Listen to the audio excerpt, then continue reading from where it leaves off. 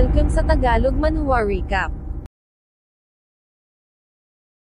Bumagsak si Xiao Xiao dahil sa sama ng lasa ng pil, at nagbigay ng last will. Naalarma ang lahat, napatanong si Ye Feng sa kanyang isip kung ganun ba talaga kasama ang pil na ito, isinubo sa aso ang hawak niyang pil, oras na para patunayan nito ang kanyang sarili, sino raw ba ang hihimatayin sa pagkonsom lang ng pil, nag-o-overreact daw yung babaeng yon.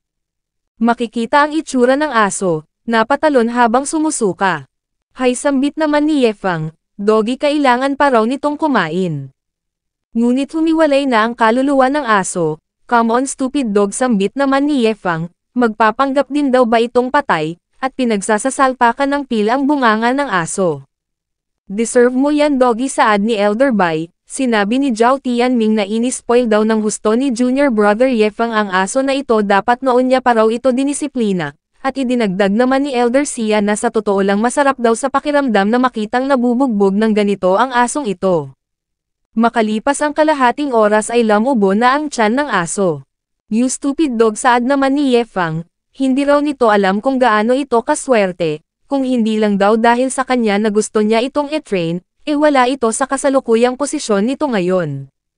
System dagdag pa ni Ye Feng, ang lahat ng nilalang ay mayroong iba't ibang physique, ilang marrow cleansing pills daw ba ang kailangan upang maabot ang pure spirit body na walang anumang impurities. Nag-notify ang system, regardless sa individual, bawat tao ay kailangang makakonsumo ng 100,000 cleansing marrow pills. Na siya namang ikinagulantang ni Ye Feng, 100,000, hindi raw ba't sapat na ang bilang na ito hanggang mamatay ka. Ye Feng sambit naman ni Elder Chu sabay sundot sa bibig ni Xiao Xiao, nakakain na raw sila ng 300 marrow cleansing pills, talagang mayroon dong nangyayaring pagbabago sa kanilang katawan though hindi ganoon ka-significant, ngunit ilang pill daw ba ang kailangan nilang i-consume bago nila makumpleto ang transformation. Nasa mga 100,000 pills sambit naman ni Ye Feng na siyang nagpagulantang sa lahat, at siya ring naging dahilan upang magising si Xiao Xiao. Oo dagdag pa ni Ye Feng, kahit sino kahit nasa anong cultivation level, 100,000 daw ang kailangan na siyang naging dahilan upang mawalan na ng pag-asa ang mga core disciples, hindi raw nila yon kaya. Napasabi naman si Luo Chenzo sa kanyang isip na kahit hindi pa siya nakakain ng shit noon, ngunit sa tingin niya raw ito ay mas malala. Tiyak na mawawasak siya dito, ngunit mas mabuti raw bang mabuhay ng walang pure spirit body, kung ang pagkain niya ng 100,000 ganito ay ang magiging ticket upang mag-ascend siya sa upper realm, ang deal daw na ito ay napakaganda upang tanggihan niya. Pag nakonsom niya ang lahat ng ito, pagkatapos niyang mag-ascend sa upper realm, ang true power ng pure spirit body ay tuluyan ng mare-reveal. Hindi iyak naman ni Xiao Xiao, hindi niya raw magagawa yon. Pagkatapos niya nga rong nakonsom yung kanina tila na contaminate na ng dumi ang kanyang buong kaluluwa, tapos gusto nitong kumain sila ng 100,000 piraso ng napaka-disgusting na pills na ito, patayin na lang daw siya nito. Hay sambit naman ni Ye Feng sabay subo ng pill, ang mga kabataan sa panahong ito ay hindi natututo sa kanilang mga elders ngunit makalipas lang ang ilang segundo ay napasuka na si Ye Feng, fuck ito raw ba ay shit? Hindi pa raw siya nakakain ng shit ngunit bakit daw ba pakiramdam niya lasa itong shit, ni ganito raw ba talaga ka-disgusting ang isang shit. Kaya nagreklamo siya sa system ano raw ba ang lasa na ito, ni mahirap nga raw kumain kahit na 300 lang na ganito, baka maaaring i-cancel na lang daw nila ang squandering item na ito. Nag-notify ang system. Ang marrow cleansing pills ay mayroong minimal effect sa lower realm ngunit ito ay highly rewarding kapag ka nag-ascend ka na sa upper realm. Fuck sambit naman ni Ye Feng, mukhang hindi na raw nila maiiwasan ang shit na ito. Ye Feng hindi mo rin ito kayang kainin hindi ba saad naman ni Elder Chu, kaya sa tingin niya mas maiging kalimutan na lang nila ang patungkol sa bagay na ito, talagang hindi raw nila kaya ang 100,000. Talagang ayaw niya na raw itong kainin, at nag-agree naman ang iba pa. Hey sambit ni Ye Feng, sige fine ngunit kailangan niya raw itong sabihin ng advance, Elder Chu kung hindi raw ito kakain, tatawagan niya raw yung baliw na one-armed guy, at hindi niya raw alam kung ano ang gagawin nun sa kanila na siyang ikinagulantang ni Elder Chu at Xiao Xiao, at siya namang ipinagtaka ni Luo Chenzo. Idinagdag ni Ye Feng na though kaya niya rong masecure ang kanilang survival, biglang nagbago ang attitude ni Elder Chu. Ye Feng ibigay daw nito sa kanya ang mga natitirang mga marrow cleansing pills, bilang elder kailangan niya rong mag-set ng example, hindi niya raw mahahayaang masayang ang kabaitan nito at agad namang ibinuhos ni Ye Feng sa mga palad ni Elder Chu ang mga pills. Makikita ang pagtataka ni Luo Chenzo, baliw na one-armed guy, sino yon? Nagulat siya sa kanyang nakita, napatanong kay Xiao Xiao kung bakit nag-all out daw sa pagkain ang mga ito, at makikitang maging si Xiao Zhou ay kumain na rin. Teka lang, sambit naman ni Luo Chenzo sa kanyang isip, base sa pagkakakilala niya kay Xiao Xiao, kung ayaw nitong gawin ang isang bagay walang makakapilit dito. Kung kaya, who the heck daw ba yung taong binanggit ni Ye Feng ngayon lang? What the heck, sambit naman ni Elder Bai, ano ang nangyayari dito? Wag dong kumain lang ang mga ito, kausapin daw siya ng mga ito. Baliw na one-armed guy, sambit naman ni Elder Sia, magsalita ang mga ito, nagiging anxious na raw siya rito. Ha, sambit naman ni Zhao Tianming, ang makita niya rong matakot ng ganito si Elder Chu at Xiao Xiao, who the heck daw ba ang taong yon? Sinabi naman ni Chen Haoyo na wag na raw nilang isipin pa ang tungkol doon, kumain na sila, baka malasin pa sila. Makalipas ang ilang sandali ay lumapit si Elder Chu kay Ye Feng.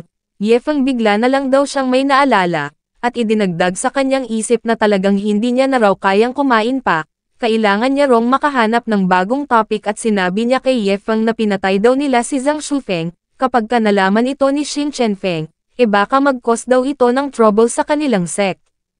Hindi ba't may utang na 3 favor sa iyo ang taong yun, tanong naman ni Ye Feng. At sumagot si Elder Chu na ang favors daw ay maho-hold sway kung walang nangyaring conflict. Kaya kapag ka nalaman ng taong yon na pinatay nila ang mga tao nito, tiyak na ito raw ay magiging hostile. Nag-notify ang system, nag-assign ng task, host iled nito ang 10,000 reserve big spender system guards upang i-wipe out ang Dark Devil cult ni Shi Chenfeng. Depende sa success ng mission, ito ay mabibigyan ng rewards o mababawasan ng 30,000 big spender points, maaari rin itong tumanggi. Ha, pagtataka naman ni Ye Feng, big spender system guards, system sinabi nitong mayroong 10,000 mga big spender guards, so bakit daw ba sinabi nung baliw na one-armed guy na mayroon lang silang 10 members? Nag-reply ang system, dahil ang mga armored guards ay mga reserve lang. Ang golden armor ay sumisimbolo sa kanilang status, kapag katinanggal na nila ang suot nilang mga armor, sila ay magiging ganap na ng mga official guardians na siya namang ikinagulat ni Ye Feng, hindi niya raw alam na napakalakas pala ng baliw na one-armed guy na yon, ito raw pala ay isang official guardian. Ngunit biglang may na-realize si Ye Feng, so ibig sabihin daw pala nito reserve lang ang ipinadala sa kanya ng system nung unang nanganib ang buhay niya. Ngunit sumagot lang ang system na well, hindi mo raw masasabing iyon ay isa lamang random draw, anyway sa napaka-weak na Xuantian continent na ito, ang mga reserve guards daw ay sapat na. Ngunit nag-fuck you sign lang si Ye Feng sa screen, so system sabihin na lang daw nito na wala itong pakialam sa buhay niya. So ipagpapatuloy pa rin nito ang pagdodraw ng random, hindi raw ba? Di bale mayroon na raw siyang mahigit sa 600,000 big spender points sa ngayon. Kapag nadagdagan pa siya ng 30,000, sapat na raw yon upang mag-breakthrough uli siya. Ngunit, gaano daw ba ka-powerful ang Dark Devil cult na ito at kailangan pa nila ng 10,000 mga reserve guards upang ma-wipe out lang ang mga ito? Nag-notify ang system, ang Dark Devil cult ay walang silbi, gusto niya lang dong makalanghap ng sariwang hangin ang mga reserve guards, pagkatapos ng kanilang napakahabang training, kailangan din nila ng break. What a good system, sambit naman ni Ye Feng, gusto nitong makalanghap ng sariwang hangin ang mga guards. Ngunit kailangan niya rong mag-attend sa Secret Realm competition sa darating na 7 araw, mayroon pa raw ba siyang sapat na oras? Relax, sambit naman ng system, ang 7 araw ay higit pa sa sapat. Pagkatapos ng misyon ay pupunit ng space ang mga guards at ipapadala ang host rekta sa Secret Realm Sect Grand Competition. O iyon ay isang magandang idea, agad na tugon ni Ye Feng, kapag ka nakapasok na siya doon, wawasakin niya raw ang lahat ng bagay na nasa Secret Realm Sect. Wife, sigaw ni Ye Feng, iniisip niya raw na, sige banggitin mo pa yon ng isang beses, pasambit naman ni Luo Chenzo sabay tutok ng espada sa leeg ni Ye Feng. Fuck, sambit naman ni Ye Feng sa kanyang isip, Master, saad niya kay Luo Chenzo, Master, kailangan niya rong lumabas kasama si Elder Chu para sa, ngunit hindi pa man naitutuloy ni Ye Feng ang kanyang sasabihin sumagot na agad si Luo Chenzo na go. Master, sambit naman ni Ye Feng, ni hindi niya pa raw nasasabi kung ano ang sadya niya, hindi raw ba ito concern sa kanyang disciple. Ngunit sinarcastic lang ito ni Luo Chenzo, kung ang isang Grandmaster ay aalis para sa isang business, bakit naman daw magiging concern ang isang junior lang na tulad niya? Master, naiintindihan ko, saad naman ni Ye Feng, nagbigay ng storage ring kay Luo Chenzo, ito raw ay naglalaman ng 100,000 marrow cleansing pills, kainin niya lang daw ito ng dahan-dahan. Ha, sambit naman ni Xiaozu, kung mayroon naman daw pala itong storage ring, bakit kailangan pa raw nitong punitin ang damit niya? Guys, sigaw naman ni Ye Feng, aalis siya, wag daw siyang mamiss ng husto ng mga ito. Elder Chu, sumama ka sakin, dagdag pa ni Ye Feng nang, nagtaka si Elder Chu, at napaturo sa kanyang sarili. Napaiyak ang dalawang elders, mukhang ilang araw daw silang kakain ng shit, at napatanong naman si Xiao Xiao kung magiging ayos lang ba ang kanyang grandpa. Makalipas ang ilang sandali ay lumipat ang eksena sa labas kung saan makikitang nakasakay sa isang lumulutang na item si Elder Chu, nagtanong kung saan sila pupunta, ngunit nagtanong lang si Ye Feng kung ano ang bagay na ito. Sumagot naman si Elder Chu na ito ay isa lamang flying spiritual weapon na pinapaandar ng mga spirit stones, maaari ka rong makalipad gamit ito ng walang limitasyon hanggat mayroon ka lang sapat na spirit stones. Karamihan sa mga monks ay mayroong ganito, after all, ito raw ay hindi nangangailangan ng sarili mo mismong spiritual power. That's great, sambit naman ni Ye Feng, hindi raw siya nagkukulang pagdating sa mga spirit stones, kayang-kaya niya rong bayaran ang traveling expenses at idinagdag sa kanyang isip na kung mayroon naman daw palang ganitong bagay, bakit kailangan mo pa rong aralin ang flying swords? Sinabi naman ni Elder Chu na ang third level flying spiritual weapon niya na ito ay halos kasing bilis lang ng mga swordsman na nasa peak ng spirit fusion realm, maaari dong i-take ni Ye Feng ang kanyang time at i-enjoy ang scenery. Ngunit sinabi lang ni Ye Feng na iyon ay napakabagal, maaari daw ba nilang marating ang Black Demon Sect sa loob lang ng 7 araw gamit ang bagay na ito na siya namang ipinagtaka ni Elder Chu, Black Demon Sect, Ye Feng, pupunta raw ba ito doon upang hanapin si Shi Chenfeng? Sumagot si Ye Feng na wag na itong mag-alala patungkol sa bagay na yon, sabihin na lang daw nito kung mararating ba nila ang Black Demon Sect sa loob lang ng 7 araw gamit ang bagay na ito. Iyon ay imposible, sambit naman ni Elder Chu, maliban na lang daw kung siya mismo ay lilipad. Makalipas ang ilang sandali, ay kasing bilis ng rocket ang paglipad ng dalawa, dahil si Elder Chu mismo ang naging booster ng flying item. Ilang oras pa ay sinabi ni Ye Feng na ito raw ay napakabilis, Elder Chu, maghanap daw muna sila ng bayan na mapagpapahingahan.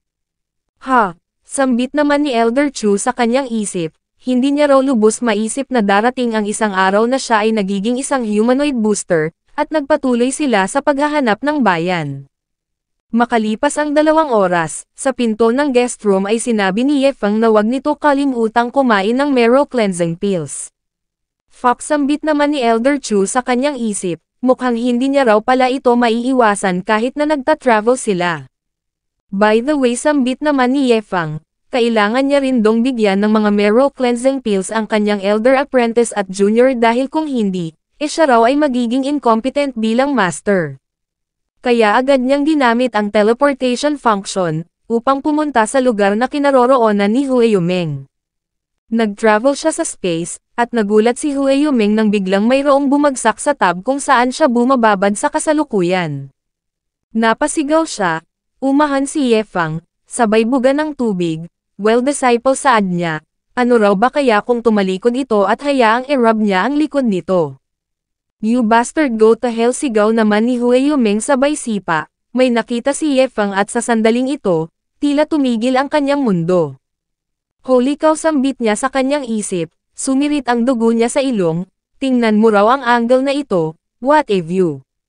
Kung mawala ang isang guard, siya raw ay isang proud member ng Big Spender Divine Guardians, ngunit sinipa lang ito ni Yefang pabalik sa space sabay ilag sa sipang paparating. Nainis si Yefang, nagtangka pa raw itong sirain ang kanyang lucky moment, nang biglang may paparating na isa na namang sipa, na siyang tuluyang tumama sa kanya. Makalipas ang ilang minuto ay may nakapatong na yelo sa ulo ni Yefang, Master saad ni Huayumeng, maaari daw bang i-inform nito ang kanyang disciple sa susunod na pupunta ito, iyon ay isa lamang aksidente tugon naman ni Yefang. Master dagdag naman ni Huayumeng, ano raw ba ang kailangan nito? O tama sambit naman ni Yefang, mayroon daw siyang 200,000 marrow cleansing pills sa loob ng ring na ito, tiga 100,000 daw sila ni Yao Yao, kapag ka na-consume nila ang lahat ng ito, magkakaroon sila ng pure spirit body. Ngunit mag-ingat lang daw ang mga ito, dahil ang amoy at lasa raw ng mga pills na ito ay terrible. Kailangan nila itong i-endure, huwag magsayang kahit na isang pill, ang pure body ay napaka-useful sa upper realm tandaan daw nito. Upper realm sambit naman ni Huayumeng, rest assured master, titiyakin ng disciple na ito na makokonsume ang lahat ng mga marrow cleansing pills na ito. Kung ganun goods na saad naman ni Yefang, babalik na raw siya. Huwag daw muna silang makikipag-interact sa Dark Devil Cult, dahil mamimit na raw ng mga ito ang kanilang katapusan. Gustong i-wipe out ng Master ang Dark Devil Cult patanong na saad naman ni Huayumeng, got it Master. Tinawagan ni Huayumeng si Yao Yao gamit ang isang device, kalagka rin daw nito pabalik ang mga member ng Dark Devil Cult na bumili sa kanila ng supplies at pugutan ng ulo. At pagkatapos nun, pumunta raw ito sa kanya. Makalipas ang 10 minuto, sa inner chamber, ay pinatikim ni Huayumeng kay Yao Yao ang mga marrow cleansing pills na ibinigay ni Yefang. Masayang isinubo ni Yao Yao ang isa, at agad na nasira ang kanyang pagmumukha. Yao Yao patay ka na ba tanong ni Huayumeng, a fox sambit naman ni Yao Yao. Master na offend ba kita tanong ni Yao Yao, pagalitan daw siya nito kung gusto nito ngunit pakiusap wag nitong gawin ang bagay na ito sa kanya. Ha? Sambit naman ni Huayumeng sa kanyang isip, buti na lang daw at pinasubukan niya muna ito kay Yao Yao, dahil kapag nakita raw siya ng Myriad Blossoms Valley sa ganitong estado, tiyak na tuluyan na rong masisira ang kanyang image. Master anong nangyayari sa iyo dagdag naman ni Yao Yao, may nananakot daw ba sa kanya, kung ganun mag-blink daw ito upang malaman ng disciple na ito.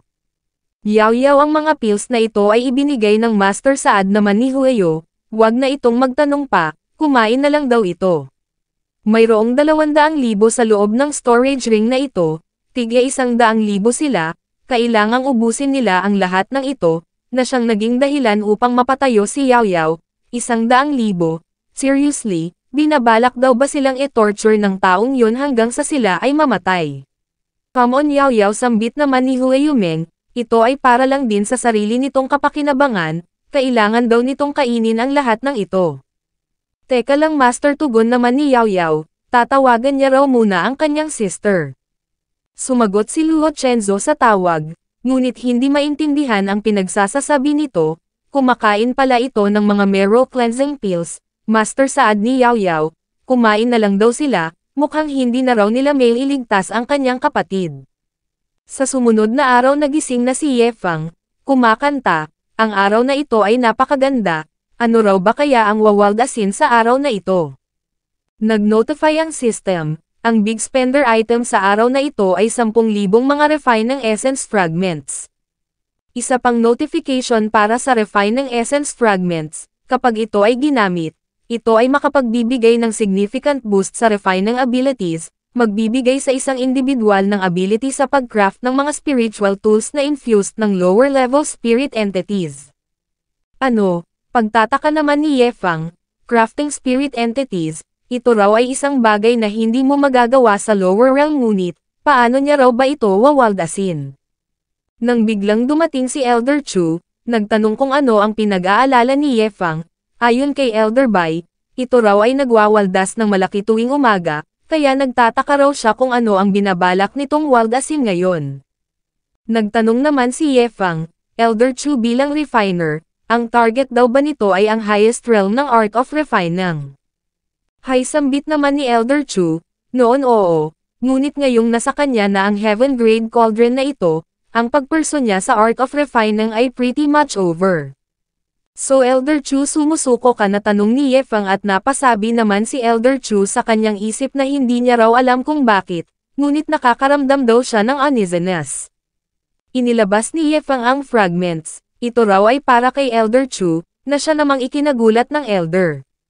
Isang refining essence fragments, Ye Feng, nawalan na raw siya ng faith, ang bagay na ito ay masasayang lang sa kanya. Mas maigirong ito ay ibigay na lang ni Ye Feng sa taong nakatadhana sa bagay na ito. Sayang, patanong na sambit ni Ye Feng. Exactly, si Elder Chu raw ang nasa kanyang isip na nakatadhanang makatanggap nito. Ha, sambit naman ni Ye Feng sa kanyang isip, kung hindi lang daw nito inabandon ang Art of Refining, hindi niya raw ito ibibigay kay Elder Chu. So sa akin mo ito wawaldasin, sambit naman ni Elder Chu. At sinabi ni Ye Feng na pagkatapos nitong makonsume ang 10,000 mga refining essence fragments, magkakaroon na raw ito ng kakayahang mag-craft ng mga spirit entity. Kaya Elder Chu, ito na raw ang magiging responsable sa production ng kitchen utensils ng kanilang sect magmula ngayon. Inilabas ni Ye Feng ang lahat ng mga fragments. Gagamitin mo lang ba talaga ang aking skills para sa mga trivial lang na mga tasks, saad ni Elder Chu? Mas gugustuhin niya na lang dong hindi maging number 1 refiner sa buong Xuantian continent kung ganoon din naman. Napangisi si Ye Feng, puputulan niya na lang daw ba ang kanyang isang braso at mag-practice ng swordsmanship. Naalala ni Elder Chu ang one-armed na Big Spender Guardian, at agad na nagbago ng isip. Pakiramdam niya raw na ang magkaroon ng mga spirit entities ang kanilang mga kitchen utensils sa sect ay interesting. That's the spirit, saad naman ni Ye Feng. Makalipas ang 1 oras ay nagpatuloy na sila sa kanilang paglalakbay.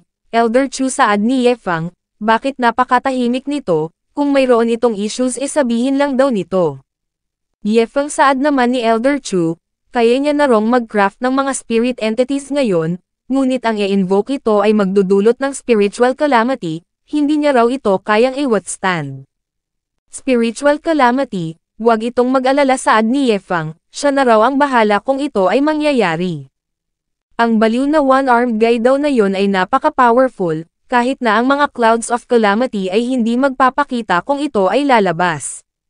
Hindi sabat naman ni Elder Chu, kung mayroon dong magtatangkang mag-resist sa spiritual calamity ng isang spirit entity, ito ay mag-trigger ng mga thunder tribulations at tiyak na iyon na ang magiging dead end nila. Don't worry, saad naman ni Ye Feng. Dahil kahit na anong uri ng calamity pa man daw ito hanggat lumabas lang ang baliw na one-armed guy na yon, kahit na ang heavenly daw ay hindi magtatangkang kumibo man lang. Napaisip naman dito si Elder Chu, although si Ye Feng ay isang napakalaking gastador, kailanman hindi pa raw ito nagbitaw ng ganito kalaking pangako. Ngunit ang magkaroon ito ng isang guardian na kayang kumprontahin ang heavenly daw, sino raw ba talaga ang tunay na identity ng batang ito? Elder Chu, teka lang, saad ni Ye Feng na siya ring ipinagtaka ni Elder Chu ano raw ba ang problema, at nagtanong si Ye Feng kung sino daw ba yung 3 tao na nakikipaglaban banda doon, at makikita ang 3 mga cultivators na napapaligiran ng mga beast sa ibaba nila. Sambit naman ni Elder Chu, ang 3 iyon daw ay nakasuot ng robe ng Devil Dark Cult, probably ang mga ito raw ay mga inner disciples. Ganun pa man, ang mga ito raw ay walang match sa mga Grey Eyes Wolves na yon. Elder Chu, gaano sila kalakas, tanong naman ni Ye Feng. Sumagot si Elder Chu na kung isasama ang mga demonic beast, ang cultivation level daw ng lahat ng ito ay nasa 9th peak layer ng Foundation Establishment Realm. Perfect, sambit naman ni Ye Feng sabay tayo, maaari niya rong matest ang divine ability na mayroon siya rito, ang Buddha of Good and Evil. Napatingin naman si Elder Chu kay Ye Feng. Sa wakas magpapakita na raw ba ng galaw ang kanilang gastador, sinasabi raw ng mga tao doon sa sect na si Ye Feng ay napaka-formidable, sa wakas makikita niya na raw ang kakayahan na mayroon ito sa araw na ito. What a jinx, sigaw ni Xia Hai, kaka-step out niya lang daw 5 demonic beast na agad ang na-encounter niya, everyone i-reveal daw nila ang kanilang mga trump card, dahil kung hindi mamamatay sila rito. Xia Hai, sambit ni Xia Kong. Kinuha daw nito ang lahat ng stuff na na-acquire nila doon sa Heavenly daw battlefield, kaya ano raw ba ang pinagsasasabi nitong maglabas sila ng trump card, at naglabas din ng saloobin si Xia Shan. Fox sambit naman ni Sia Hai sa kanyang isip, ang dalawang bastards na ito ay nang-ahas na insultuhan siya, maghintay lang daw ang mga ito pagbalik nila sa cult. Hurry retreat my friend, sigaw naman ni Yefeng sabay talon, ibigay na raw nila sa kanya ang 5 beast na ito. Great, sigaw naman ni Sia Hai, mayroon dong nakahandang tumulong sa kanila. Nagland si Yefeng na para bang kidlat na siyang nagpatilapon sa mga beast, ipinirform ang Buddha of Good and Evil na siyang ikinagulantang ni Sia Hai, inactivate ni Yefeng ang Good and Evil Arise, Yin and Yang Transformation, Cause and Effect Reversal, at Life and Death Exchange. Natigilan ang mga beast nang mapatingin sa mata ng Buddha of Good and Evil, at sabay-sabay na na-annihilate. What a terrifying supreme divine technique, sambit naman ni Sia Hai sa kanyang pagkagulantang, idinagdag ng isa na ito ay kalabisan, umalis na sila rito, ang kid daw na ito ay lubhang nakakatakot. Ngunit biglang sinabi ni Yefeng na sinong nagsabing makakaalis sila, napatingin sa mata ng Buddha ang tatlo, I understand saad ni Sia Hai, kami ay mga scum, deserve naming mamatay, sambit ng isa, at sinabi naman ng isa pa na siyang dating nag-aspire na maging mabuti, ay makakakuha lang ng redemption sa pamamagitan ng kamatayan. Yefeng sambit naman ni Elder Chu, cancel out na raw nito ang kanyang divine ability, ang Buddha of Good and Evil daw na ito ay lubhang nakakatakot.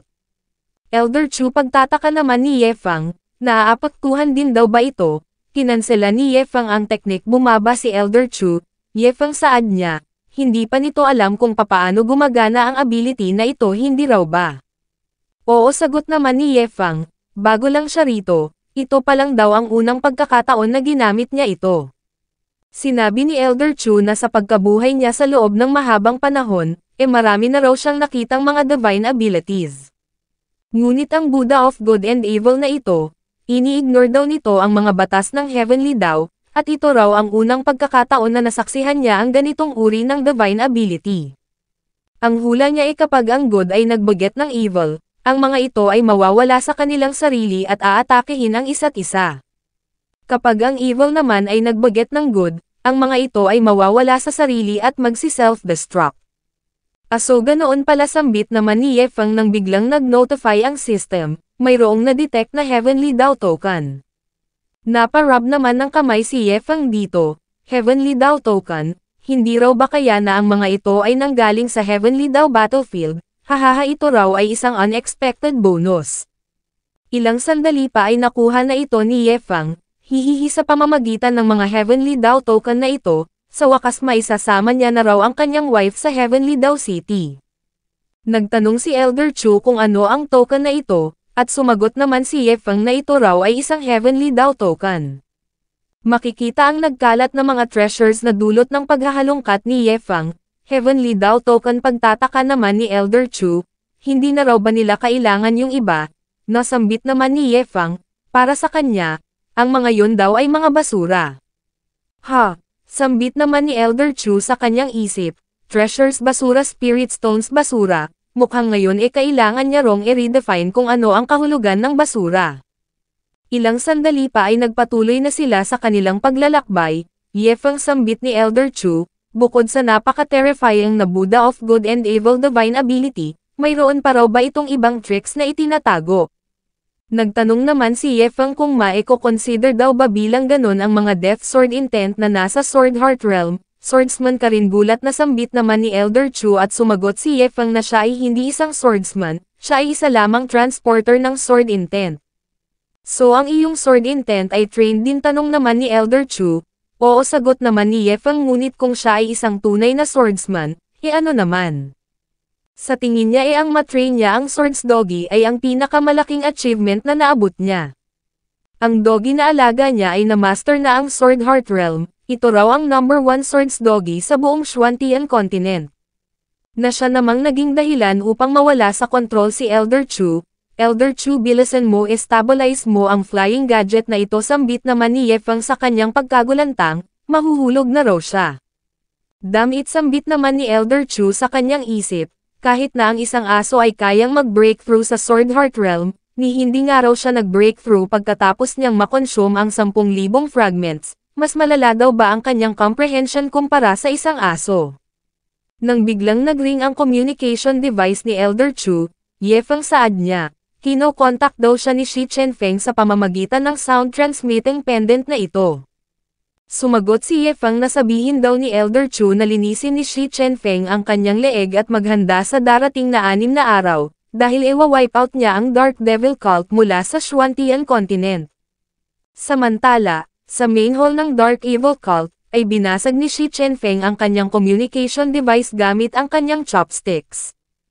Chu Hongshan, isang hamak lang na nobody, ay mayroong guts na hamanin siya. Nagutos siya na ipunan ang lahat ng kanilang mga disciples. Titingnan niya raw kung ano ang trick na mayroon si Chu Hongshan upang mangahas itong sabihing wipe out ang kanyang Dark Evil Cult. Samantala, sa Heavenly Secrets Pavilion naman, ay binuksan ng 12th Elder na si Grand Elder Sun Li ang kanyang mga mata. Grand Elder, sigaw ni Elder Joe, sinabi ni Elder Sun na base sa kanyang pagdedos, sa darating na 6 na araw, ang Dark Evil Cult ay tuluyan ng mabubura mula sa Xuantian Continent. Ano, sambit naman ni Elder Joe, paano naman daw yung kanilang secret treasure na nandun sa Dark Evil Cult, kailangang makuha daw nila yon. Idinagdag naman ng isang elder na ang dating cult master daw ng Dark Devil Cult na si Zhou Chongshan ay hiniram ang secret treasure ng Heavenly Secret Realm for a great cost sa loob ng 3 taon, mayroon pa raw silang sapat na panahon upang mabawi yon. Ngunit, maaaring maging hostile sa kanila si Zhou Chongshan kapag ginawa nila yon. Napatanong naman si Ye Lingzhou kung ang mga ito raw ba ay ang mga elders ng Heavenly Secrets Pavilion. Matagal-tagal na raw siyang nandito, ngunit pakiramdam niya raw hindi siya gaanong pinapahalagahan ng mga Grand Elders. Nagprotesta ang isang elder. Ang lahat ng mga treasures ng Heavenly Secret Realm ay nasa disposal na ni Ye Lingzhou. Nasa kanya ang favor ng lahat ng elder, practically tila ito raw ay queen dito sa kanilang sect, tapos pakiramdam nito siya ay undervalued. Sinabi ni Elder Sun Li na kailangan nilang makuha ang secret treasure sa loob ng 6 na araw dahil kung hindi, ito raw ay magiging napakalaking loss para sa kanilang side. Kaya hayaan nila siyang gamitin uli ang Heavenly Insight Mirror upang makita niya kung sino ang fit para sa trabahong ito. Heavenly Insight Mirror, sambit naman ni Ye Lingzhou sa kanyang isip, ito raw ay isa sa top 3 secret treasures ng Heavenly Secrets Pavilion. Narinig niya raw noon na ang sumilip sa Heavenly Secrets ay magbabawas ng ilang taon mula sa iyong buhay. Grand Elder, saad niya, bakit hindi raw siya ang hayaan nitong gumamit sa Heavenly Insight Mirror? Nonsense, sigaw naman ni Elder Sun Li, ito raw ay ang future ng Heavenly Secret Pavilion. Ano na raw ba ang mangyayari sa Heavenly Secrets Pavilion kung sakaling mayroong mangyaring masama kapag ginamit nito ang Heavenly Insight Mirror? Ngunit mayroon akong karma daw, mark, saad naman ni Ye Lingzhou, at siyang ikinagulat ni Elder Sun Li. Totoo raw bang mayroon itong karma daw, mark? Bilisan nito, hayaan siya nitong ma-check kung gaano katinding karma power ang kayang ma-withstand ng karma daw, mark, na mayroon ito. Ngunit sinampal lang ito ni Ye Lingzhou at sinabihang pervert. Ilang sandali pa ay tiningnan na ng babaeng elder ang karma daw, mark, na nasa dibdib ni Ye Lingzhou, at makikita ang reaksyon ng babaeng elder.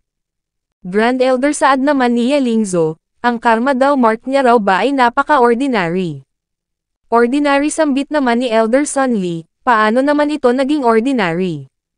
Ni alam daw ba nito kung gaano na karaming lifespan ang isinakripisyo niya upang magamit lang ng isang beses ang Heavenly Insight Mirror? Ngunit sa karma daw, mark, na taglay ni Ye Lingzhou, maaari nitong gamitin ang Heavenly Insight Mirror ng 10 beses sa isang araw nang walang repercussions, walang backlashes, ni hindi nga raw ito mababawasan ng kahit na isang araw na lifespan man lang. Sambit naman ni Ye Lingzhou sa kanyang isip. So ang karma daw, mark niya raw pala ay napaka-powerful. Hats off kay Master Yefeng. Everyone, sigaw naman ni Elder Sun Li, magmula ngayon, kailangan daw nilang etrato na parang kanilang queen ang Saintess. Ito ay ang greatest treasure ng kanilang Heavenly Secrets Pavilion. Ilang sandali pa ay ibinigay na ni Elder Sun Li ang Heavenly Insight Mirror. Ingatan daw ito ni Ye Lingzhou. Okay, saad naman ni Ye Lingzhou at nagsabing kung ganoon paglalaroan niya raw ito sa by swing. Sambit naman ni Elder Sun Li, ang bagay daw na ito ay para sa peering, hindi para sa playing, at wag na wag niya raw itong ihuhulog, ngunit makalipas ang kalahating oras, ay kumalampag ito sa sahig. Sinabi ni Elder Sun Li kay Elder Jotong na ang record ay na-strip out na, isinasuggest ng Heavenly Insight Mirror na ang Saintess mismo ang pupunta doon sa Dark Devil Cult kaya Jotong, kailangang protektahan niya raw ang Saintess. Grand Elder ano kaya kung magpadala pa ito ng dagdag na mga elders saad ni Elder Joe, ang safety ng Saintess ay napaka-crucial ngunit sinabi lang ni Elder Sun Li na hindi na kailangan, ito lang daw ang sumama. Tumalikod si Elder Joe, napatanong sa kanyang isip kung kaya niya ba ito ng mag-isa. At napatanong naman ang isang elder kay Elder Sun Li kung bakit napakahaba raw ng record strip sa pagkakataong ito, at sumagot naman si Elder Sun Li na siya ay nagkamali na siya namang ikinagulantang ng isang elder, ano may nangyari daw ba sa Saintess, may nangyari sambit naman ni Elder Sun Li, 66 na times daw itong sumilip. Alam daw ba ng mga ito kung ano ang ginawa nito sa Heavenly Insight Mirror sa pagkakataong yon, at nagtanong naman ang ibang elders kung ano. Sinabi ni Elder Sun Li na 65 beses. Ginamit nito ng 65 beses ang mirror upang magpirlang sa mga gossip patungkol sa kanila maliban sa isang beses na ito ay naging seryoso. Ginamit nito ang mirror ng 65 beses patungkol lang sa kanila, kahit nga raw ang kanilang mga underwear secrets ay na-expose na siya namang nagpagulantang sa ibang mga elders, napahawak sa kanilang, itinuro ni Elder Sun Li ang isang elder at nagsabing nagpeer ang Saintess patungkol sa extramarital activities nito, sinabihan niya ang isa na ninalaman pangaraw ng Saintess na hindi nito tunay na anak ang kanyang anak na lalaki, at ninalaman pa raw nito ang nickname ng isa. At ang pinakamiserable sa lahat, ay si Jotong. Nag-hit ito sa brothel ng 1,075 beses sa loob lang ng 3 taon, na-scam ng 73 beses, at ito ay nagkaroon ng 4 na anak sa labas. Iyon ay ang kapangyarihan ng karma daw Mark, ito raw ay parang paggamit lang ng kanyon sa isang lamok, ito raw ay napaka-extravagant, at makikitang nagkagulo ang mga elders. Sa kabilang dako naman, ay makikitang nagsisimula na sina Ye Lingzo at Elder Joe sa kanilang paglalakbay patungo sa Dark Devil Cult. Elder Joe saad ni Ye Lingzo, ni nagpir pa raw siya sa genetic origins ng Mediterranean hairstyle nito, ito raw ay nagugat pa mula sa kanyang great-great-grandfather. Enough saad naman ni Elder Joe, Saintess ang power ng karma daw mark nito ay hindi para sa mga bagay na ito raw ay pagsasayang lang ng skill. Pagsasayang saad niya, naalala niya si Yefang, teka lang saglit Saintess sambit niya, may kilala daw ba itong nagngangalang Yefang? Hehe sambit naman ni Yelingzo, hindi niya raw kilala yon. Hay buti na lang sambit ni Elder Joe sabay buntong hininga. Samantala, sa kabilang dako naman, ay nag-notify ang system. Congratulations sa host dahil sa matagumpay na pagwawaldas ng second disciple nito na si Yelingzo. Ito ay makakatanggap ng 800 Big Spender Points at 200 Golden Silkworm Star Gem bilang rewards na siya namang ikinatuwa ni Yefang, mukhang ang kanyang second disciple daw ay gumagawa ng sarili nitong pangalan. Nagtanong si Yefang sa system kung ano ba ang winaldas ng kanyang second disciple, at sumagot naman ang system na ginamit nito ang Karma daw mark upang mag-pry sa private life ng mga tao, ito ay itinuturing ng system na prodigal behavior. Hehe sambit naman ni Yefang, hindi raw siya nagkamali sa pagpili kay Yelingzo. Iniabot ni Yefang kay Elder Chu ang mga Golden Silkworm Star Gem na siyang ipinagtaka nito, nagtanong kung ito ba ay para sa kanya, para sa iyo tugon naman ni Yefang, ito raw ay nag-o-overthink. Pagbalik nito sa sect, gamitin niya raw ang mga gems na ito upang mag-build ng latrine pit, at kung may matitira mag-build din daw ito ng thatch cottage. Yefang sigaw naman ni Elder Chu, ni alam daw ba nito kung gaano ka-precious ang mga golden gems na ito, patuloy niyang binungangaan si Yefang, at idinagdag sa kanyang isip na dapat ibinigay na lang daw ito ni Yefang sa kanya, iyon daw ang ibig niyang sabihin. Idinagdag ni Elder Chu na ipaparating niya ang bagay na ito sa 5 Grand Elders ng Star Peak Sect, at iyon na nga ang ginawa niya gamit ang communication device. Ngunit kay Yefang kumampi ang mga elders, kaya wala nang nagawa si Elder Chu kundi sundin na lang ang gusto ni Yefang. Ilang sandali pa ay sinabi ni Elder Chu na gumagabi na, maghahanap na lang daw muna sila ng mapagpapahingahan. Samantala, sa backyard naman ng Chenhai Trading Guild, ay makikitang pinagmamasdan ng Guildmaster at ni Elder Ming ang ginagawang sparring ni Meng Tangyo at ng Young Master. Guildmaster saad ni Elder Ming, ang prescription daw ay confirmed na genuine. Ang Young Master din ay naging masipag na at matipid, kaya pakiusap wag niya na raw ito masyadong pag-alitan sa hinaharap. Ano saad naman ng Guildmaster, tinatawag ni Elder Ming na masipag at matipid ang batang yon, seryoso daw ba ito? Hindi raw ba nito alam kung gaano kagastador ang scoundrel na yon mula pa pagkabata? Guildmaster saad naman ni Elder Ming, hindi pa raw nito nakikita ang tunay na gastador. Ni alam daw ba nito ang ibig sabihin ng pariralang ang tao ay hindi kapantay ng aso? Sinabi naman ng Guildmaster na para sa prescription, necessary na i-secure nila ang supply na ibibigay nila sa Star Spirit Sect. Gustong-gusto niya na rong makita ang gastador na palagi nitong binabanggit. Sa sumunod na umaga, sa loob ng isang cave ay nagising si Elder Chu dahil sa Thunder Tribulations. Hindi raw ba kaya na mayroong mga cultivators na malapit sa kinaroroonan nila? Uy Elder Chu, gising ka na, saad ni Yefang at nagtanong naman si Elder Chu kung ano ang talisman na hawak nito.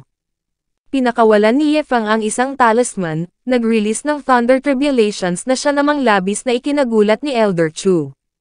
Fuck, how the hell, saad niya? Paanong ang talisman ay, nananaginip lang daw ba siya, babalik na lang daw siya sa kama, ang bagay na ito ay lubhang nakakatakot. Ngunit pinigilan ito ni Yefang, wag itong matulog. Sa araw na ito ay magsa-sideways sila. Sideways, pagtataka naman ni Elder Chu, pumasok sa isip niya ang mga crab na nasa loob ng kabaong. What the hell daw ba ang ibig sabihin ni Yefang? Hay, sambit ni Elder Chu sa kanyang isip, bakit daw ba nadamay pa siya sa suspicious na bagay na ito? Yefang, saad niya, yung mga calamity clouds na yon, hindi naman daw siguro sila aksidenteng aatakehin nito, hindi raw ba? Elder Chu, wag kang mag-alala, tugon naman ni Yefang. Kontrolado niya ang mga calamity clouds na ito, pangako ito raw ay hindi magmi-misfire. Nang biglang nag-strike ang kidlat sa gilid ni Elder Chu, fuck Yefang, saad nito, ito raw ba ang definition nito sa hindi magmi-misfire? Sa Heavenly Secrets Pavilion naman, ay napasukan ng dugo si Elder Sunli. Who the heck daw ba ang divine entity na ito, upang makontrol nito ang Heavenly daw? Makalipas ang 3 araw, ay lumipat ang eksena sa guest room ng Dark Devil Cult kung saan makikitang nakarating na si Elder Joe at Yelingzo. Saintes, saad ni Elder Joe, 3 araw na raw silang nandito, kung hindi pa nila kukunin ang treasure at umalis dito ngayon mismo, magiging huli na raw ang lahat para sa kanila. O wag itong mag-alala, binigyan na raw siya ng heads up ng Heaven Profound Art. Pinanunood pala ni Yelingzo ang laban ng dalawang ito. Ang crisis ay dumudungaw na sa Dark Devil Cult, saad niya, ang takdang oras ay dumating na. Ganoon ba, saad naman ni Elder Joe, alright, maybe masyado lang daw siyang nagmamadali.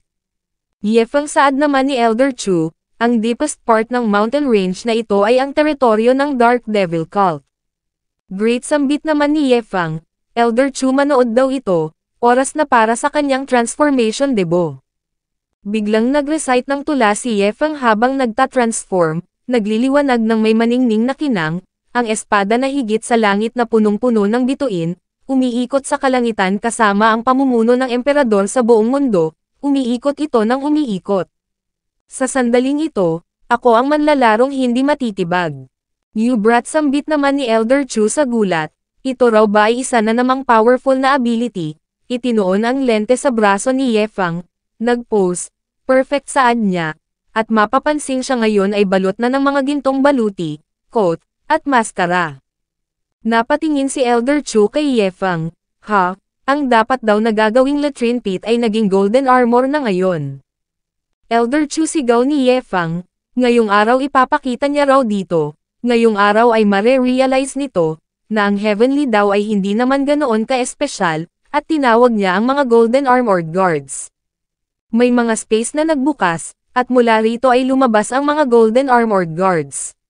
Sa loob naman ng Dark Devil Cult, ay nagulantang ang mga cultivators.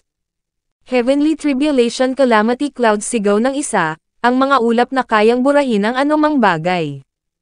Ano yung golden glow na yun, patanong na sigaw naman ng isa, paano daw ito nakapag-summon ng mga nakakatakot na mga Heavenly Tribulation Calamity Clouds? Napansin din ito ng dating cult master na si Zhou Chongshan, nagtaka kung ano itong aura na nararamdaman niya. Master sambit naman ni Shi Chenfeng, tapos na raw ba ito sa kanyang seclusion ngunit binatukan lang ito ni Zhou Chongshan, you damn troublemaker, sino raw ba ang kinalaban nito? Master, wala akong idea, tugon naman ni Shi Chenfeng habang papabagsak. Idinagdag ni Zhou Chongshan na wala na silang matatakbuhan ngayon, walang makakalabas ng buhay sa kanila rito, maghanda na raw silang harapin ang kanilang katapusan. Mamamatay sila ng sama-sama, hahaha. May Lord sambit ng Golden Guardian, nakahanda na raw silang atakehin ang Dark Devil Cult. Your Great Saad naman ni Yefang, dapat mag-aspire daw itong maging official Big Spender Guardian member sa lalong madaling panahon. Hindi kita bibiguin, my lord, tugon ng Guardian. Snap the hell out sambit naman ni Yefang kay Elder Chu, ito na raw ang mag-lead. Kung mayroon itong anumang grudges laban sa Dark Devil Cult, samantalahin na raw nito ang pagkakataon na ito. Really sambit naman ni Elder Chu, at idinagdag ni Yefang na ngayong araw na ito, ang sino mang ituturo nito, ay ang siyang unang papatayin ng mga Guardians. Kaya Elder Chu, e-enjoy niya raw ang glorious moment na ito. Namulaklak naman si Elder Chu rito, kung ganun e-enjoy niya raw ang kanyang paghihiganti sa araw na ito. Naglabas ng sandata si Zhou Chongshan, nag-infuse ng spiritual power, here he comes, sigaw niya, titingnan niya raw kung sino ang makakasuppress sa Heavenly daw. Ang mamatay sa kamay ng ganitong tao, siya na si Zhou Chongshan, ay hindi ito pagsisisihan. Shi Chenfeng, dumating na ako, sigaw ni Elder Chu, nagtututuro ng mga target, agad na nag-react ang mga Guardians, naghandang umatake, hahahasambit ni Elder Chu, hindi niya raw ini-expect na darating ang araw na iko-command niya ang mga big shots at napatingin si Yefang kay Elder Chu. Nagulat naman si Zhou Chongshan nang makita niya si Elder Chu Hongshan. You scoundrel, ang ginawa nitong ito ay kalabisan. Kilutos ni Yefang, my lord, sabat naman ng Guardian, paano daw ba nila papatayin ang mga ito? Ha, sambit naman ni Yefang, seryoso daw ba ito, bakit nagtatanong pa ito, patayin daw nila ang mga ito sa kung anong paraan na gusto nila. My lord, sambit naman ng Guardian, tingnan daw nito ang mga malalaki at fierce na mga clouds na ito, bakit hindi raw nila gamitin ang Heavenly Thunder Tribulation na nasa mga ulap upang i-wipe out ang buong Dark Evil Cult? Good idea, puri naman ni Yefang, ito ay napaka-upright, lumalabas na mayroon pa raw pala itong ibang tricks na itinatago. Ang makaisip ito ng ganitong sneaky move, nakikitaan niya raw ito ng potensyal. It's my duty, my lord, pangising sambit naman ng Guardian nang biglang nag-notify ang system. Reminder sa host, ang second disciple nito ay kasalukuyang nasa loob ng Dark Devil Cult. Arrange accordingly, upang maiwasan ang mga accidental injuries. O nandito rin si Ye Lingzhou, gulat na sambit naman ni Yefang, inutusan ang Guardian na magpadala ng mga tao upang hanapin at protektahan si Ye Lingzhou, habang ang iba naman, ibuhos daw nila ang full might ng Heavenly daw sa mga scoundrel na ito, deserve ng mga villains na ito ang kamatayan. Nagsimula ng magpakawala ng mga Thunder Tribulations ang mga Calamity Clouds, na siyang tumama sa mga cultivators na nasa bubong, nakita ito ni Zhou Chongshan, ito ay hindi maganda, at biglang tumama ang napakatinding Heavenly Thunder Tribulations sa Dark Devil Cult. What the heck, sambit ni Elder Zhou, ano ang nangyayari sa labas, habang ini-enjoy naman ni Ye Lingzhou ang kanyang tsaa. Ha, sambit naman ni Elder Zhou sa kanyang isip. Nasa mood pa rin na uminom ng tsaa ang Saintess, ito raw ay quite something. Hindi, kailangan niya rong tingnan kung ano ang nangyayari sa labas, ngunit pagbukas niya ng pinto ay ang tagpong ito ang bumungad sa kanya, kaya agad siyang bumalik. Elder Zhou, hindi ba't lalabas ka, tanong naman ni Ye Lingzhou. Hindi, sambit naman ni Elder Zhou, mukhang ang manatili raw dito ay isang magandang idea. By the way, pagtataka naman ni Ye Lingzhou sa kanyang isip, bakit daw ba gusto ng Heaven's Insight Mirror na pumunta siya rito sa Dark Devil Cult, sinabihan siya nitong magtago sa bahay na ito at i-deliver mismo sa kanya ang treasure, ano raw ba ang nangyayari sa labas? Makikita ang estado sa labas, napaluhod si Zhou Chongshan, ang isipin daw na ang Dark Devil Cult na taas noong nakatayo sa loob ng libo-libong taon, hindi niya raw lubos maisip na ito ay magka-crumble sa mismong panahon niya. Alright enough, sambit naman ni Ye Feng at inutusan ang dalawang guards na patayin ang matandang yon. Nag-notify ang system, reminder sa host, si Ye Lingzhou ay may kailangang treasure na nasa mga kamay ni Zhou Chongshan. Hold on, sambit naman ni Ye Feng sa mga guards, ang old geezer daw na ito ay nangahas namang snatch ng stuff mula sa kanyang disciple, at inutusan niya ang dalawang guards na bugbugin ito nang hindi pinapatay. Sinong disciple mo? Wala akong ninakaw, paiyak na sambit naman ni Zhou Chongshan, ang kanyang disciple ay tinamaan ng kidlat, tapos ngayon pinagbibintangan siya nito at ito torture. What the heck daw ba ang nangyayari dito? Maririnig ang tunog ng mga tadyak na siyang nagpasigaw kay Zhou Chongshan, bro, wag mo siyang sipain patungo sa afterlife, saad ng isang guard, wag kang mag-alala, kontrolado ko ang lakas ko, tugon naman ng isa. Tinawag na old geezer si Zhou Chongshan, at tinanong kung maaari ba itong kumanta ng Happy Ship. Note, ang Happy Ship ay popular na kanta sa mga Chinese children. Wag sa mukha, masakit, sambit naman ni Zhou Chongshan, pakiusap bigyan na lang daw siya ng mga ito ng quick death, nagmamakaawa raw siya. Aha, sambit naman ni Ye Feng, ang humingi ito ng favor pagkatapos na mabugbog, bugbugin pa raw nila ito ng husto para sa kanya. Kumakain naman ng chips ang Golden Armored Guardian, hamukhang ang matandang ito ay mayroong matigas na backbone sa niya. New old man, sambit naman ni Ye Feng, mukhang ang paghingi daw nito ng awa ay arte lang, at inutusan niya ang Golden Armored Guardian na paluwagin ang mga buto nito sa katawan. Yes my lord, tugon naman ng Guardian sabay bitaw sa chips at agad na inatake si Zhou Chongshan. Makalipas ang ilang oras, ay puro bukol at pasa na si Zhou Chongshan. Asambit naman ni Ye Feng, talagang ito raw pala ay hindi basta-basta, na-underestimate niya raw ito. Sinabi naman ni Zhou Chongshan na palagi itong nagtatanong sa kung anong stuff, ano raw ba talaga ang kailangan nito, at sino daw ba ang disciple nito. Sinabi naman ni Ye Feng na hindi niya raw alam kung ano ang bagay na kailangan nito, ngunit ang kanyang disciple daw ay si Ye Lingzhou, ang saintess ng Heavenly Secrets Pavilion. Naglabas ng item si Zhou Chongshan, ito raw ang item na related sa Heavenly Secrets Pavilion, at ang Ye Lingzhou na disciple nito, bigla na lang daw itong sumulpat dito nang walang pasabi. 3 araw na ang nakakaraan at nag-free-freeload dito, wala raw siyang clue. Ye Feng, sa tingin ko nagkakamali ka, saad naman ni Elder Chu, alam niya raw ang patungkol sa treasure na ito, hiniram niya ito sa Heavenly Secrets Pavilion, hindi ninakaw. Elder Chu, saad naman ni Ye Feng, hindi raw ba nito nakikitang niloloko niya lang ito, ni hindi niya nang araw ito binigyan ng tsansang agpaliwanag kanina. You guys, sambit naman ni Ye Feng sa mga guards, sa wakas nakalanghap na sila ng sariwang hangin, hindi raw ba, kaya papatagalin niya pa ang kanilang playtime, ayos lang daw ba? Agad namang lumuhad ang mga guards, my lord, saad nila, sila ay namamanatang poprotektahan nila ito kahit buhay pa nila ang maging kapalit. Tumawa naman dito si Zhou Chongshan, anong nakakatawa, tanong ni Ye Feng, pautal namang sumagot si Zhou Chongshan na hindi niya raw inaakala na siya, ang devil na kinatatakutan ng lahat, ay magiging isang puppet sa bandang huli. O tapos sambit naman ni Ye Feng, sumugod si Zhou Chongshan, kid maghanda na raw itong kumain ng alikabok, punong-puno na raw siya. Masama ito, sambit naman ni Elder Chu sabay cover kay Ye Feng, ngunit biglang lumagapak si Zhou Chongshan sa agad na pag-rescue ng Golden Armored Guardian. Kung gusto raw ng kanyang lord na mamamatay ito, ngunit kung hindi naman, ito ay mag-behave. Sino ako, nasaan ako, sambit naman ni Elder Chu sa kanyang isip, bakit daw ba hindi nagmamatch sa common sense ang mundong ito? Yu handsome guy, tawag naman ni Ye Feng sa Golden Armored Guardian, nagtanong kung may pangalan ba ito. My lord, wala akong pangalan, tugon naman nito, tanging kapag naging siya ay isang official guardian na, doon lamang siya magkakaroon ng qualifications. Ngunit sinabi ni Ye Feng na ang rules ay boring, ang tao hindi.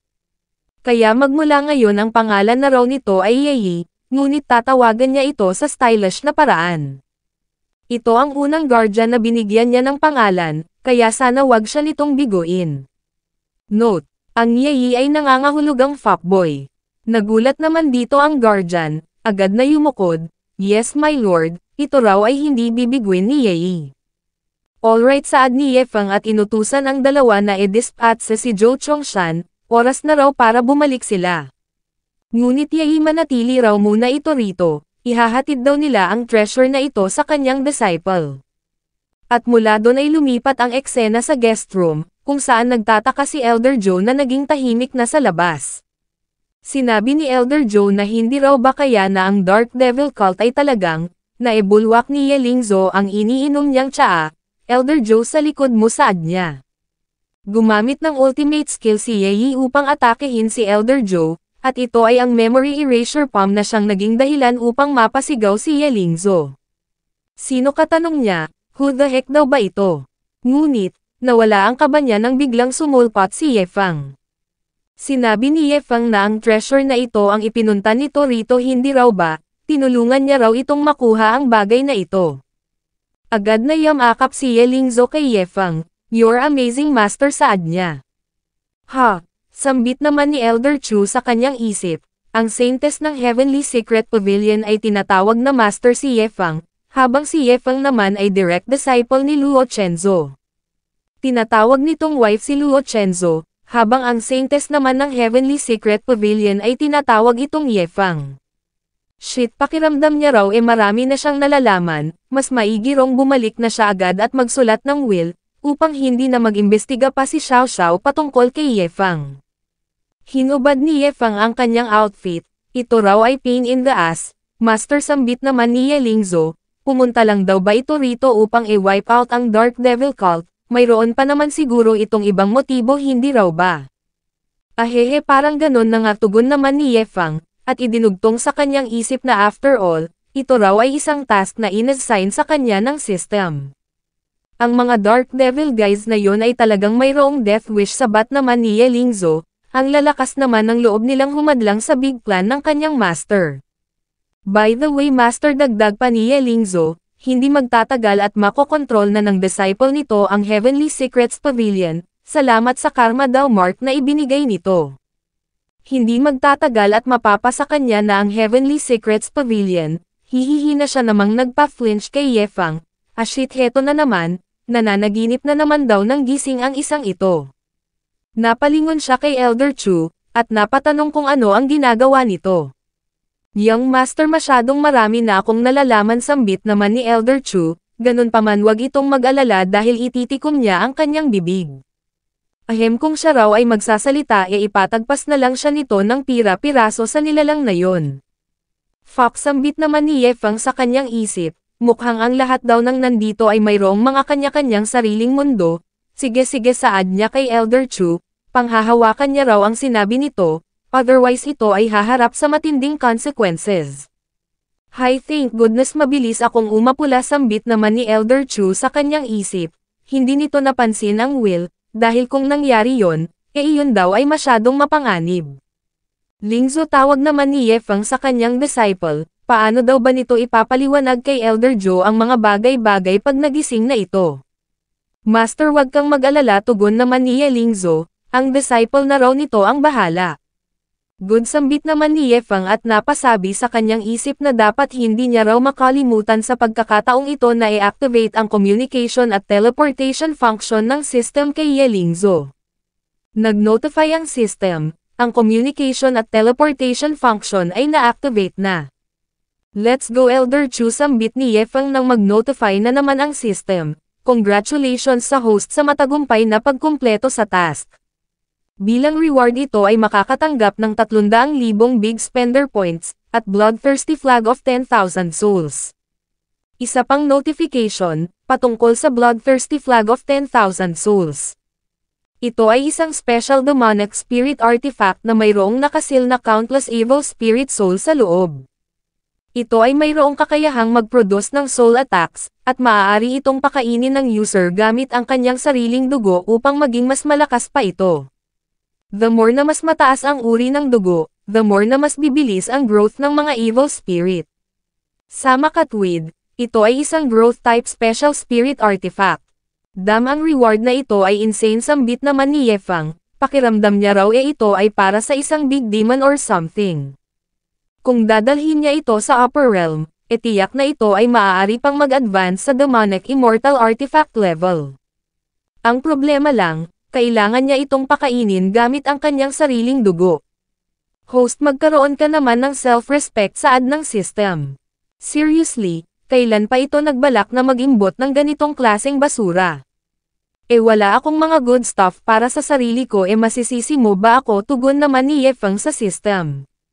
Sinabi ng system na although ito ay namuhay ng napakatipid sa simula, nandito pa rin daw siya para sa host.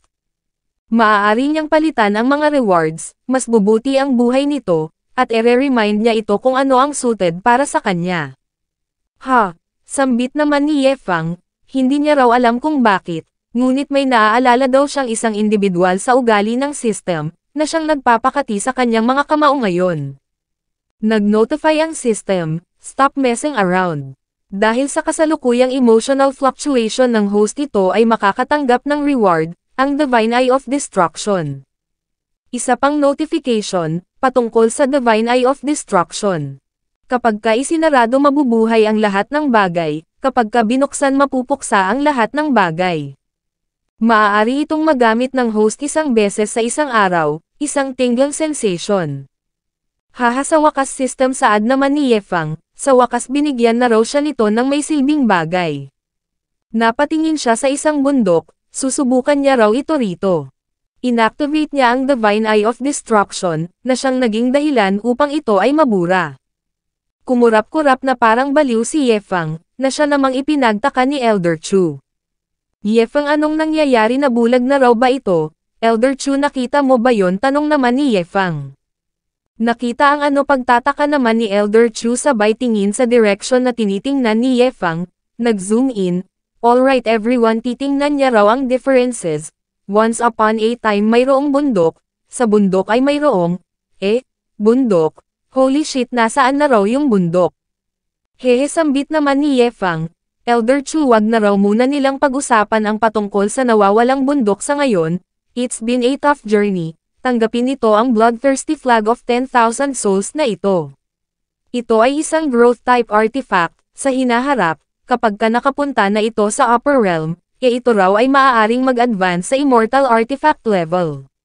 Bloodthirsty flag of 10,000 souls. Pagtataka naman ni Elder Chu, hindi raw ba siya magiging demonic cultivator nito?